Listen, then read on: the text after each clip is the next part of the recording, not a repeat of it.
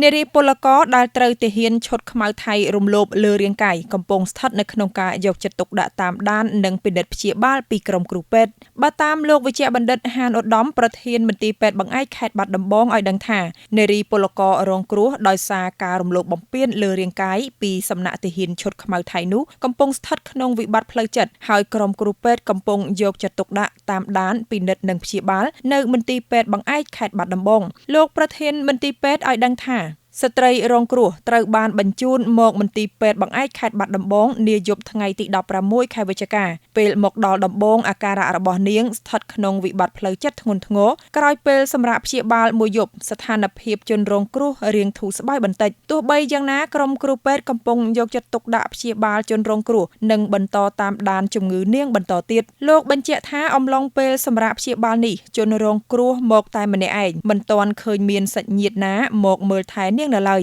គ្រាន់តែដឹងថានាងជាអ្នករស់នៅខេត្តកំពង់ធំបើតាមភេកអគ្គស្នងការនគរបាលជាតិដកស្រង់សម្ដីឧត្តមសេនីយ៍តូដាញ់អេកប៊ុនច័ន្ទបានឲ្យដឹងថានៅថ្ងៃទី15ខែវិច្ឆិកាឆ្នាំ2025វេលាម៉ោង 22:10 នាទីកម្លាំងប៉ុស្តិ៍នគរបាលស្វាយជែកនិងកម្លាំងផ្នែកស៊ើបការសហការជាមួយកម្លាំងយោធាវរៈ